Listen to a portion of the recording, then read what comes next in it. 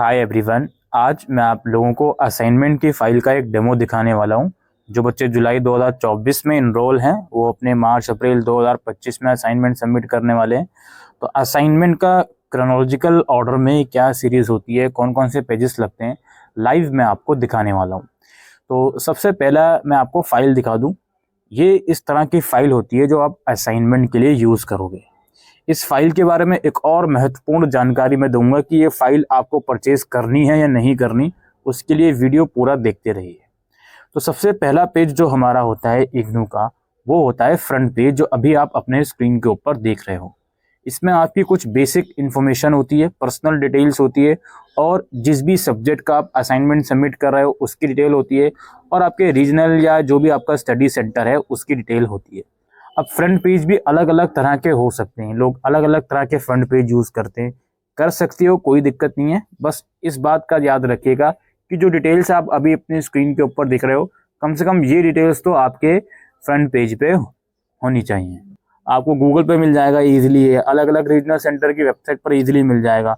ठीक है, फॉर्मेट ये नहीं होगा रीजनल सेंटर की वेबसाइट वाला, अलग फॉर्मेट होगा, आप उसे भी यूज़ कर सकते हो। दूसरे पेज पे हमारा आता है इग्नू का आईडी कार्ड, जो डिटेल्स अगेन मैंने हाइड करी हुई हैं। ये बच्चे का आईडी कार्ड है, आप ब्लैक एंड व्हाइट में लगाओ, कलर में लगाओ, कोई दिक्कत वाली बात नहीं है। इस तरीके से आईडी कार्ड लगेगा। अभी बहुत इंपॉर्टेंट चीज़ मैं बताने वाला हूँ इन आईडी कार्ड के ऊपर भी, आप वीडियो को पूरा देखें। तीसरा पेज आता है हमारा क्वेश्चन पेपर का। आप इग्नू का क्वेश्चन पेपर अटैच कर दें इस तरीके से, जो भी आपका मीडियम है उसके हिसाब से ये तीसरे पेज पर क्वेश्चन पेपर आएगा। ठीक है, अच्छा जी। उसके बाद हमारा जो असाइनमेंट लिखने का प्रोसेस है वो शुरू होता है। अब इस बच्चे ने क्वेश्चन पेपर अटैच करा और उसके बाद भी इसने क्वेश्चन अलग से भी लिखा। क्वेश्चन आप लिख सकते हो अलग से, और अगर नहीं भी लिखोगे तो भी कोई दिक्कत वाली बात नहीं है। इसका आंसर इसने लिखना शुरू करा, और फिर नीचे इसने अपना नाम और इनरोलमेंट नंबर ये हर पेज पे इसने लिख दिया, जिस पेज से इसने आंसर्स लिखना स्टार्ट करें। ये इस तरीके से आपकी चीज़ें चलेंगी। अब ये नाम और इनरोलमेंट नंबर अगर ये बच्चा चाहता तो ऊपर भी लिख सकता था, यहाँ पे भी कोई दिक्कत वाली बात नहीं थी। अब असाइनमेंट बना रहे हो, आपने सारे असाइनमेंट बना लिए। उसके बाद सपोज करो किसी पेज पर आप ये लिखना भूल गए, किसी 2-3 पेजेस पर लिखना भूल गए, तो ऐसे कोई प्रॉब्लम वाली बात नहीं है, आपका असाइनमेंट रिजेक्ट नहीं होगा।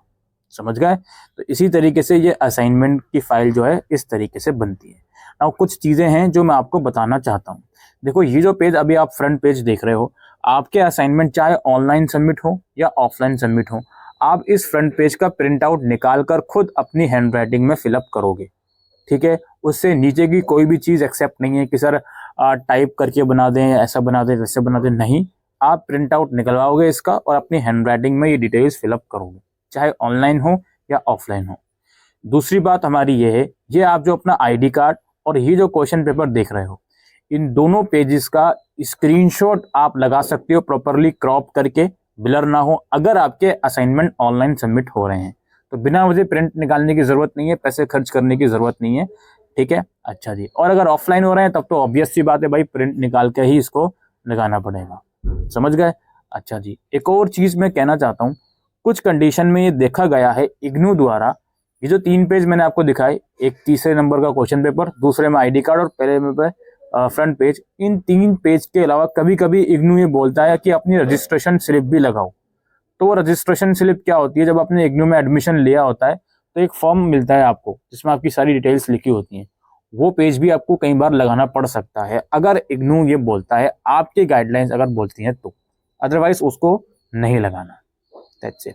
और लास्टली एक और बात मैं कहूँगा, जो मैं फाइल की समझा रहा था, ये जो फाइल है ये आप कभी खरीदें तब आपको ये कंफर्म हो जाए कि आपके असाइनमेंट ऑफलाइन ही सबमिट होंगे। अगर ऑनलाइन सबमिट हो रहे हैं तब तो इस फाइल की कोई ज़रूरत ही नहीं है, क्योंकि अगर ऑनलाइन हो रहे हैं तब तो हम पीडीएफ बना कर सबमिट करेंगे। लेकिन अगर ऑफलाइन हो रहे हैं तब ऑब्वियसली आप फाइल के साथ ही अपने असाइनमेंट सबमिट करें। 5 सब्जेक्ट हैं, 5 फाइल्स आपको खरीदनी पड़ेंगी, और जो भी सारी चीज़ें हैं। ठीक है, तो ये फाइल खरीदने वाला काम आखिर में करें, और अगेन ये जो फ्रंट पेज वाली काम है ये सबसे आखिर में करें, जब आप सबमिट करने जा रहे हो उससे 2 दिन पहले। तो आपको पता ही होगा किस मोड में सबमिट करना है, तो उसके बाद ही ये सब काम करें। और जो भी आपका रिटर्न मटेरियल है वो आप पहले से बनाकर रख लें। ऑलराइट, तो ये एक डेमो फाइल थी इग्नू के असाइनमेंट की, किस तरीके से आप लोगों को जो असाइनमेंट है वो बनाने हैं। उम्मीद करता हूँ दोस्तों आपको ये वीडियो यूजफुल लगी हो, तो वीडियो को शेयर कीजिएगा। Thank you.